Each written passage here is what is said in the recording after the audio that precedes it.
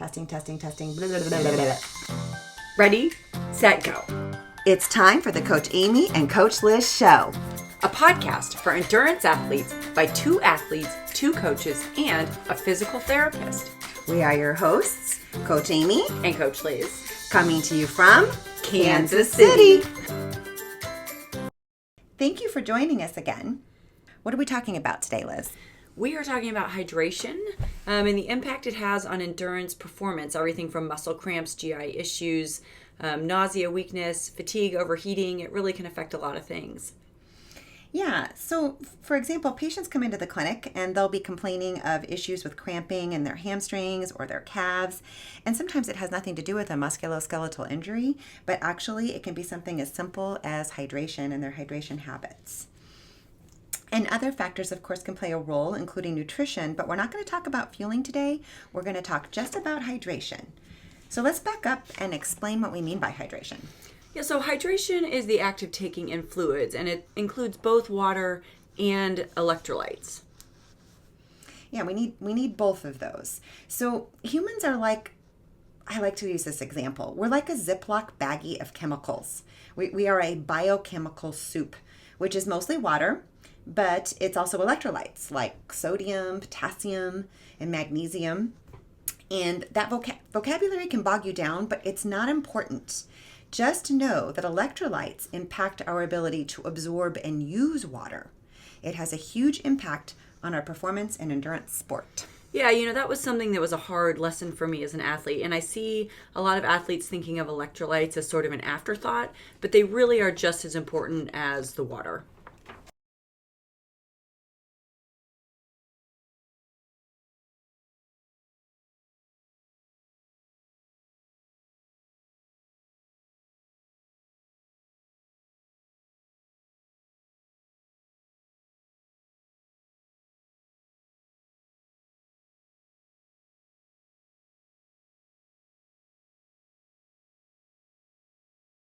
So yeah, I didn't start properly hydrating until I was training for triathlon.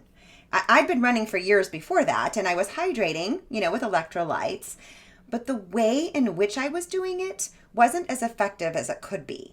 And once I started taking in fluids correctly, when I was training for triathlon, and you really helped me with that, Liz, I realized that I felt so much better. I had, less bonking and less fatigue. Even when I was training for trail marathon, after training for triathlon, it was those skills that I learned about how to effectively take in that hydration that really helped. And that's a good segue into the benefits of hydration, why we should hydrate. Yes, let's present our case. So I usually tell my athletes there are three things that the water and electrolytes are doing.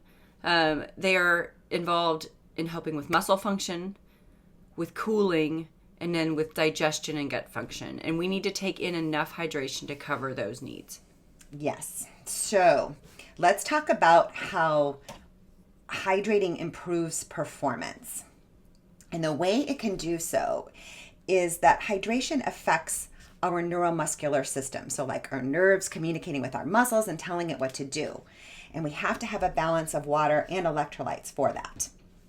So it has an impact then on our ability for our muscles to contract or, in some instances, overcontract, leading to cramps. So we want to have the correct balance so that we have balance and stability so that we can motor plan. And if you think about what is motor planning, well, that is how we are going to have good form on the run, on the bike, and even our swimming form. So if we can't pull all that together, if our brains cannot tell our muscles how to contract, when to contract, and how to contract properly, we aren't going to have good form, and that's going to affect our performance. So I have a great example of this, and we'll get into more details on it later, but I actually had an athlete, he'd come back from a family trip. He'd been, it was a long distance travel on an airplane, and he arrived late that night, and the next morning he came to group run on a Saturday morning, And he was telling, we're running along, and he's telling me like, oh yeah, had a couple drinks last night, and we traveled, and we just got in. And he shows up to group run. He's already depleted. He's already dehydrated. And I'm kind of talking about him. I tell him about how it affects our motor planning. He stumbles not once, not twice, 5 times. Oh my gosh. Literally falling. God. One time he almost takes me down. I'm like, dude, stay on your side of the road. Stay on your side of the sidewalk. Do not be near me. But it was a fascinating example of how someone who's dehydrating and it's affecting their ability to motor plan. And then I have another example. This is very recent, in fact. One of my patients who is a triathlete, she's been working with me in our run development clinic on Tuesday nights. That's been an awesome experience, watching these guys transform and improve their run economy, so their form, their efficiency with running. And we're 6 weeks into this program, and she comes on our final, day, our sixth day. And she tells me, she's been traveling and she's dehydrated and she's trying real hard. She's brought all her hydration, she's brought her electrolytes. I was like, good girl. But she was already behind. She was already depleted.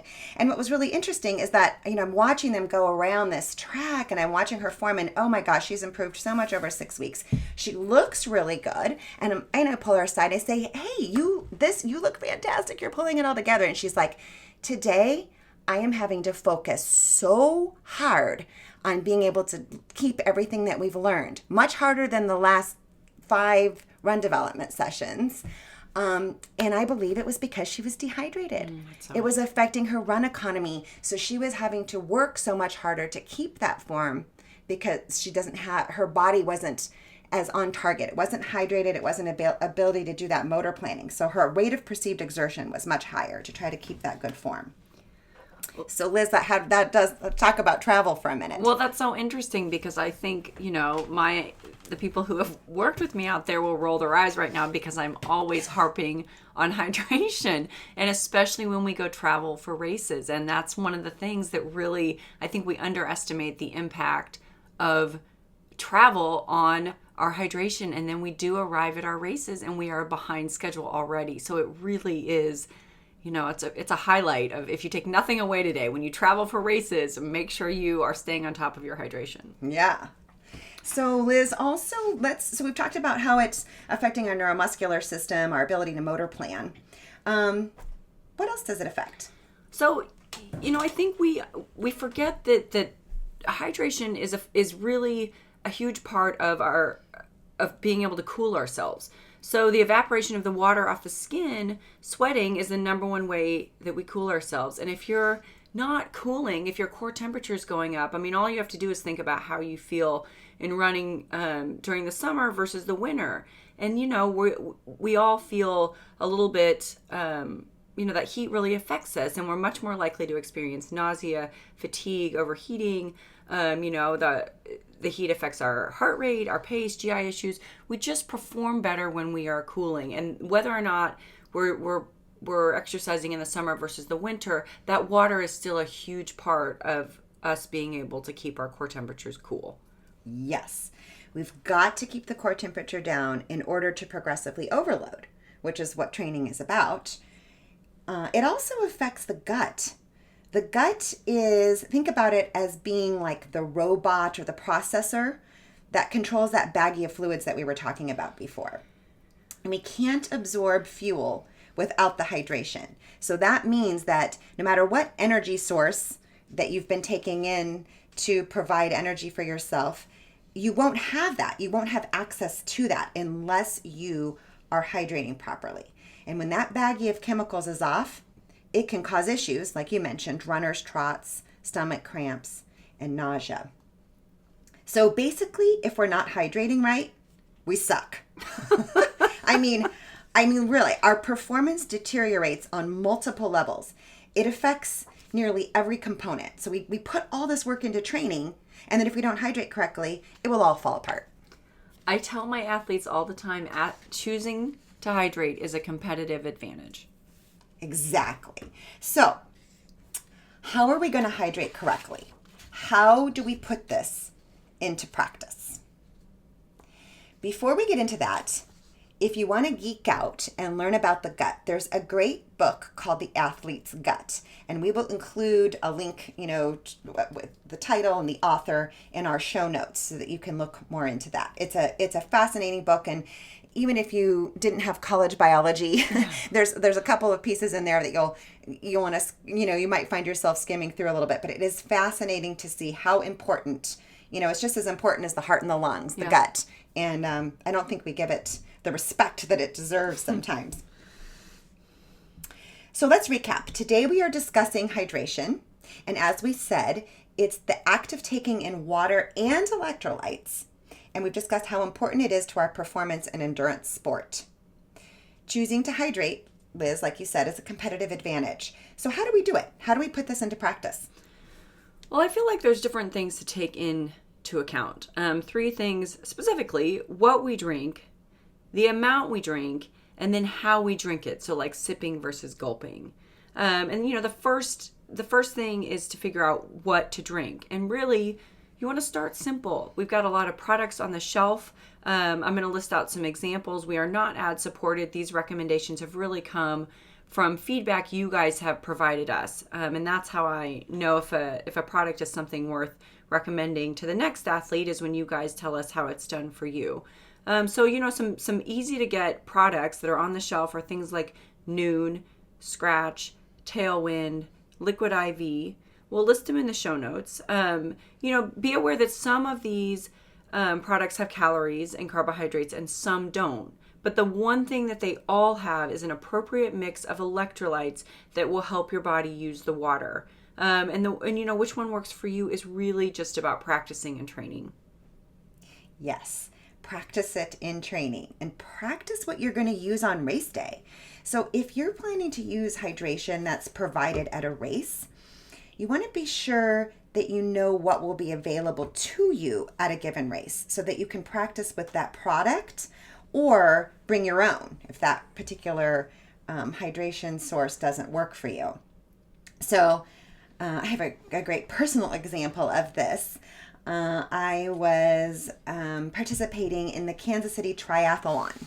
Mm-hmm. And I did the Olympic distance, which for those of you who are runners and not triathlons, that's a 1 mile swim, 20 miles on the bike, and a 6-mile run.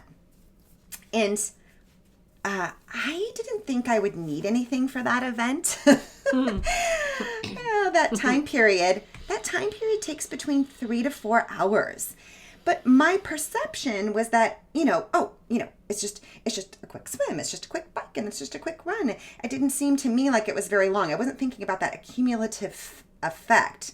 And not only was I, exercising for this long period of time, but it was also hot and humid. So on the run, I became hot and thirsty, and my body could not cool itself. I needed fluids. Many miles ago, I learned, like on the bike portion of that event. But so now, because I didn't have anything with me, I was at the mercy of what was provided on the race course. And unfortunately, that was something I had never taken in before. It tasted terrible. It did not sit well in my stomach. And of course, my body rejected that and I ended up throwing up. I was actually... And it wasn't just because it tasted bad that I threw it up. I was past the point of being able to absorb it. My gut wasn't able to take it in. And I believe that if you did a little search, there's some pictures of me expelling that product that my body did not absorb. But okay, so now we've picked a source of hydration that works for us. Now what do we do? When and how do we drink it? So, when and how we hydrate is really just as important as what we are drinking. And so, the motto that I use for that is small sips early and often. So you want to really be starting early in your training session, like within 15 minutes of starting, and you want to take in small sips frequently, like every 10 to 15 minutes throughout the duration. And this does require a plan. You definitely need a hydration plan. During your exercising, the small sips early and often are great, but hydration isn't just about the day of.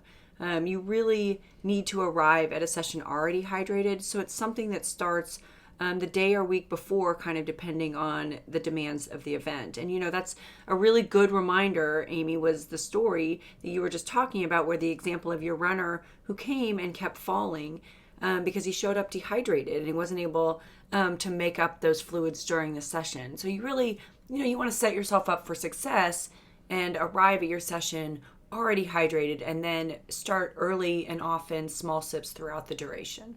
Yeah, and I learned that from you, Liz, when I was training for triathlon, and also it was the advice given to me by a sports nutritionist, to sip, not chug, both in preparation for an event or for a training day, but also during the activity.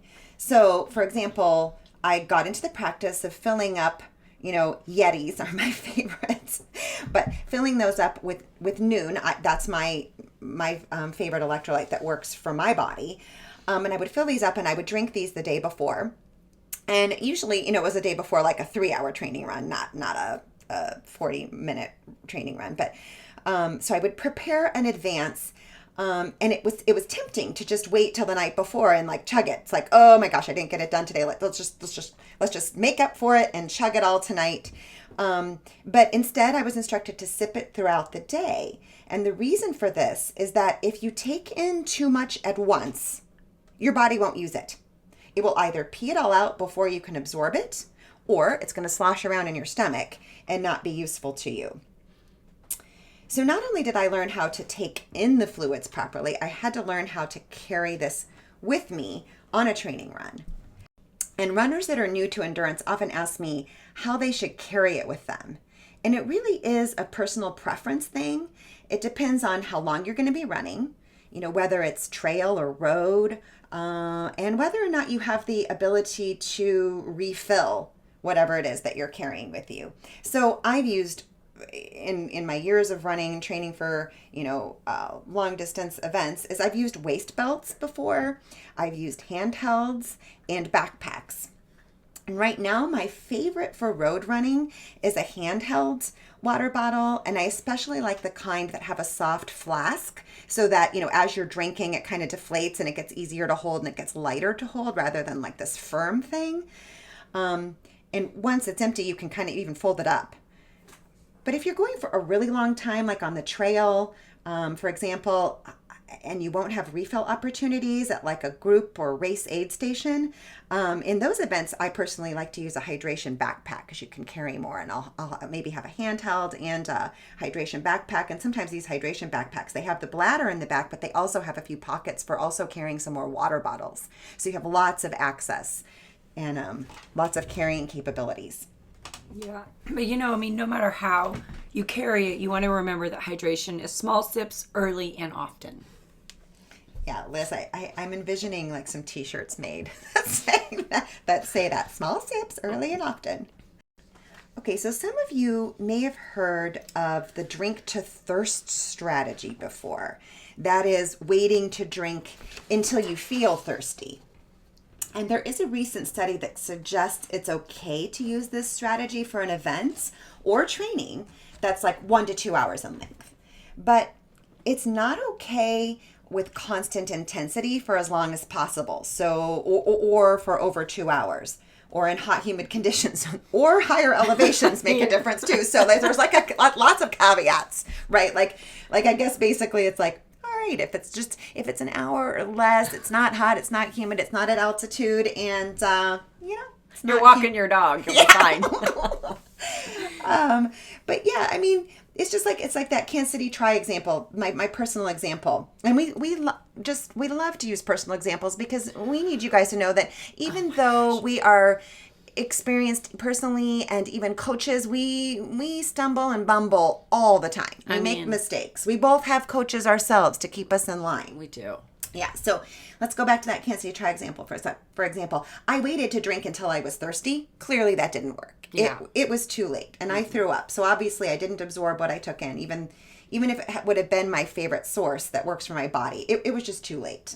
My body rejected it. And again, that event was also over 2 hours. It was hot and humid. And, I was trying to do my best. So for me, I was working at a high intensity level. So all around, the drink to thirst strategy was not okay on that day. So Liz, you've explained to me that there is a difference with the drink to thirst strategy when it comes to the bike. Yeah, the bike can be a bit tricky. And this isn't just for runners. This is also with, my triathletes and some of my super experienced triathletes. Because on the bike, we don't often feel thirst. So it's earlier in the event if you're doing a race. And with the bike, there's a natural wind that occurs because of the speed that you are going on the bike that we don't have on the run. And then if you add in, the fact that you may be wet from the swim, so it's early, you're a little bit wet from the swim, you have a naturally cooling effect from the wind factor on the bike that we don't have on the run, we really forget how much water we are using. But we are using a ton of fluids for muscle function because you are working hard on that bike and you've worked hard on the swim. And we're also using the fluids for gut and digestion because you're taking in a lot of carbohydrates while you're on that bike. And so we're using a lot more fluid than it feels like on the bike. And if we don't replace those fluids on the bike, what happens is that we arrive to the start of the run and we're dehydrated. So really what I think about with the bike is that we are hydrating on the bike for the run in order to prevent a bonk on that run. And it's virtually impossible to catch up on the fluids on that run if you arrive really dehydrated for a number of reasons. So I don't recommend drinking to thirst on the bike. And in fact, I'll have a lot of my athletes set a timer for every 10 to 15 minutes to remind them to go back to our small bits early and often. And you get distracted on the bike. There's lots going on. You're focused on doing your best. And it's very easy to forget to drink. And so a little timer on your watch can be a total lifesaver and help you have a much better run after you get off that bike. Yes, there's definitely a difference between just running and triathlon when using that drink to thirst strategy. If you'd like to read more about the study we referenced, we will have those in the show notes for you. So we've talked about what to drink and when to drink. How much should we drink? Oof. Like many of our answers. People hate this. It depends. I know. The optimal hydration for each athlete depends on the situation. It's difficult and nearly impossible to come up with like a universal recommendation for that. The most important thing is to practice for yourself. So, no matter what any article says or what we recommend, you must find your own recipe. But we have to start somewhere. So, Liz, how do you recommend we start this process? Well, that's a great question because I get athletes that come to me a lot with this question, and they're usually overwhelmed by the amount of information that they're trying to sort through to figure out where to start. So you kind of drown in the amount of information, and really figuring it out comes down to just diving in and starting and practicing things. But you do need a place to start. And so generally what I recommend, and I say, for the bike, let's start with 25 ounces of fluid, so water and electrolytes per hour. So fill up your water bottle, your choice of electrolytes. You're going to practice taking that in over the course of an hour. And then on the run, I say, let's try to get down about 12 ounces per hour on the run. So maybe like 6 to 8 ounces every 30 minutes. And this is whether you're just running or you're running off the bike. And then as you kind of figure out what you can tolerate, you adjust from there. Yeah, and the recipe that works for you, it will change in different situations. So this is why practice is so important. So, for example, in the hot, humid Kansas summer, I recommend my runners take in 4 to 6 ounces every 20 minutes. And that might be less in the winter time, but in those hot, humid conditions, that's typically where I have runners sort of start when they ask me what they should do. Personally, one of the things that I figured out with practice was that I had to alternate that, every 20 minutes was just water. And then after the next 20 minutes, it was an electrolyte mix. Because that's what worked best for my body. Because I found that when I took the electrolyte mix every 20 minutes, I had gut distress. And that's just a personal issue. So again, just another highlight of an example of where we really need to practice and practice in different situations. Yeah, and so I feel like athletes like really what I say hydration is like a thinking sport. It's not like you're necessarily just following a rote protocol because it can change once you've learned your baseline and you practice that and you've kind of figured out what you need as a baseline. Then it will adjust for factors. And an example that I have from this past summer, and this is a drastic example, but it drives home the point. So last summer, 2022. We had a hot summer, and I was training for an Ironman. And for those of you not triathletes, an Ironman's a distance of a 2.4 mile swim, 112 miles on the bike, and then a 26.2 mile run. So it's a pretty long event. And there, I was bound to have some hard training sessions to prepare for that in some pretty extreme temperatures given the summer we were having. And so, of course, that happened. I had a training weekend where, and for triathlon, generally we do a long bike on Saturday and then a longer run on Sunday. So I had a bike on a Saturday where it was over 100 degrees. We climbed over 6,500 feet, and I was on my bike for over 6 hours. So it was a legit workout. And I knew that after that ride on Saturday, that my run on Sunday was going to be tough. And my body would be tired. I was going to be depleted. I was certainly going to be dehydrated. It was going to be hard to replenish enough. And I definitely had to plan my run strategy for Sunday, or my hydration strategy for Sunday, knowing how tired and depleted I was going to be from what I had done previously. And so my run on Sunday was 2.5 hours long. And normally for a 2.5 hour run, I would drink 8 to 12 ounces every 30 minutes. So that would, I for over a 2.5 hour run, I'd end up taking about 40 to 50 ounces of fluid. So that's kind of I knew that was my baseline going in. And for that particular run, I ended up taking in close to 100 ounces. And I would have taken in more if I'd had access. And so, I took in almost double the amount of fluids. And again, I could have taken in more because of the conditions and knowing what I had done previously. And so again, that's a really drastic example, right? But you're having to make micro adjustments based on the factors that are influencing what your body needs. And it's just, you learn your baseline and then you can adjust for those. It's going to make you a lot more successful. Yeah. So you've just given us a perfect example of the 3 common factors that affect hydration. So the heat and humidity, and the intensity also impacts our needs for hydration. So if you're racing, you're doing speed work, it's a harder effort, or you rode for 6 hours.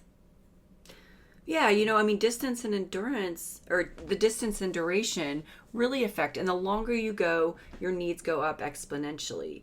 And Amy, you mentioned the heat, and I'll take that a step farther, because heat in the shade versus heat in the sun really affects our needs as well. I mean, that sun is like kryptonite, and it really increases our demands for hydration. And if you have a route that is sunny versus shady, you really need to plan for that ahead of time. And of course, altitude affects hydration, and all of these things affect us differently. I mean, I know for me that altitude is a big factor. I don't do well in altitude. And Amy, I know you've talked about how the sun is really tough for you. So again, we learn our baseline and you get to know yourself, and then you can adjust for what your body needs. Yeah, and if you're interested in understanding more about the science behind why these environmental factors impact hydration, I've written a blog about that, and we'll provide that for you in the show notes. So even if you find your perfect recipe for different situations and you practice it, curveballs can and do happen. So it's important to know the warning signs that biochemical baggie or chemical Ziploc baggie is off. So what are those warning signs? Well, sloshing in your stomach when you're running is a sign that perhaps maybe you've taken in too much, your gut's not absorbing it. Muscles cramping or stomach cramping is another example that the electrolytes may be off. Mm-hmm. I get complaints about like people's hands are puffy. They maybe feel like your stomach feels really full and bloated. Or maybe you're peeing all the time. Like if something's off of the chemical baggie and you're peeing every 5 or 10 minutes, that's a sign that your body isn't absorbing what you're taking in. Yeah, and if you're struggling to find the right recipe that works for you, and you're one of those people that needs a little bit more details, or you want to have a formula, there is a method called the sweat test replacement method. So that's the sweat test replacement method for determining the amount of hydration that you need. But you have to be careful with some of these like formulas and tests, because it can be unrealistic and it can lead to gut stress, because the calculations might lead you to take in quantities that your gut hasn't yet learned to handle. Yes. So again, it's a good formula. Like, hey, where do I start? Maybe you do that formula first, and then you test it and you practice it and you see how it goes. We'll have a link in the show notes so you can learn more about that sweat test replacement method. Yeah, and for many people, it's really pretty simple. It's just a matter of practicing different products and trying how you're going to do it, and making sure you feel okay. I mean, you'll know you're not okay if you're having like some of the symptoms that we talked about, a lot of gut distress, you're poofy, you're not feeling good. So it's really, it's just a matter of trying, and it's pretty simple. But for some people, it isn't simple, and those people, we really recommend you see a sports nutritionist. Right. So we can't talk about hydration without also mentioning the dangers of hyponatremia. Hyponatremia is a medical emergency, okay? It's the result of taking in too much water and not enough electrolytes. So the chemical bagging in this case is dangerously out of whack. It can cause seizures and lead to coma. So it's good to be aware of the signs and symptoms of this condition, and we will post those in the show notes as well. So the goal of today's podcast was to highlight how important it is to hydrate, and how hydration includes not just the taking in of water, but also electrolytes, how you need to find what works for you, and to start simple. And Liz, can you sum it up for us? It really just comes down to practice, practice, practice. Yes. And your experiences can help others. So we would love for you to leave some comments in our comment section about your struggles or even successes with hydration. Thanks so much for listening. And remember, we are in this together. Until next time.